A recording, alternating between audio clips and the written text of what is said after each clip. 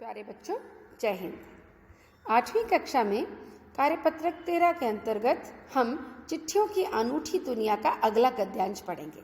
पिछले गद्यांशों में हमने पढ़ा कि जो पत्र होते हैं उनकी महत्ता आज भी कम नहीं हुई है, यद्यपि उसका स्थान कई अन्य चीज़ों ने ले लिया है, जैसे SMS, फैक्स।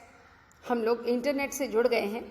हर बच्चे के हाथ में आजकल देखो मोबाइल है, तो हम लोग एक दूसरे से जो भी बात कहनी होती है, चाहे वो हमसे कितना ही दूर है, चिट्ठियों के द्वारा न कहकर SMS के संदेश द्वारा कह देते हैं और मीलों दूर बैठा हुआ व्यक्ति उसी समय उसे प्राप्त भी कर लेता है।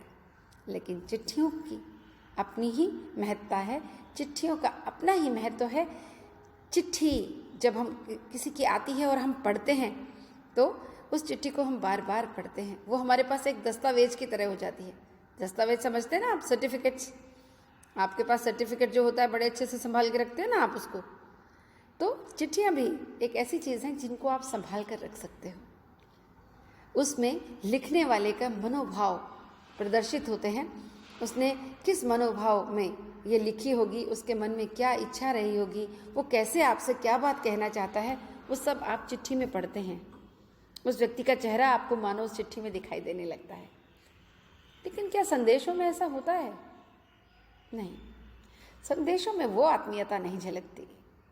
और संदेश तो आजकल लोग अपने मन के लिखते भी नहीं, एक जगह से उठाते हैं, कॉपी करते हैं और दूसरी जगह पेस्ट कर देते हैं। अपने मन की बातें तो कम ही कह पाते हैं। इसलिए चिट्ठियों की जो अनूठी दुनिया है, वो दुनिया वास्तव में अनूठी है।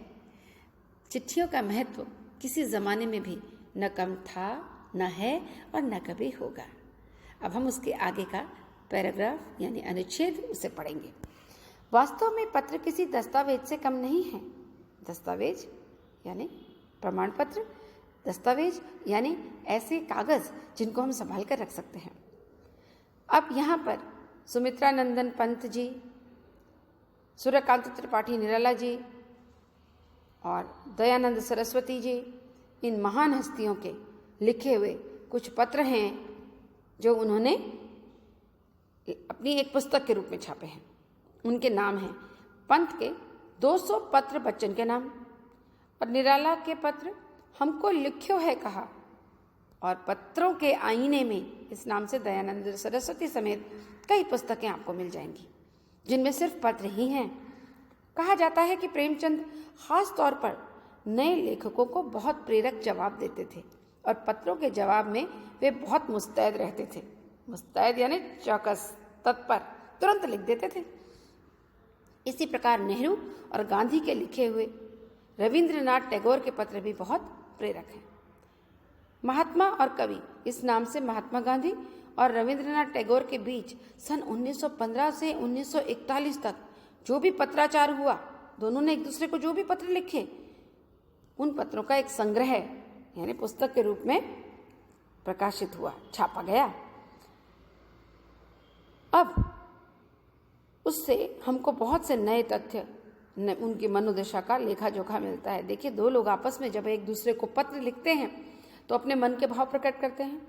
ये बहुत बड़ी बड़ी हस्तियां हैं, महात्मा गांधी, रविंद्रनाथ टैगोर। इनकी छोटी से छोटी बात जानने की उत्सुकता हमको होती है, लेकिन हर व्यक्ति तक छोटी से छोटी बात नहीं पहुंचती।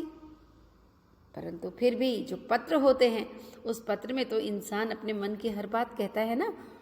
तो उन दोनों ने जो भी पत्र एक दूसरे को लिखे, वो पत्र आज संग्रहालय में भी लिखे गए हैं और उससे पता चलता है कि किस समय पे उनके मन की क्या दशा थी, उनके मन के क्या भाव थे।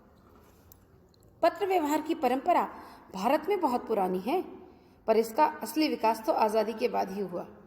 आज़ादी के बाद तमाम सरकारी विभागों की तुलना में सबसे ज़्यादा गुडविल डाक विभाग की है। गुडविल यानी एक अच्छी साख बना रखी है डाक विभाग ने।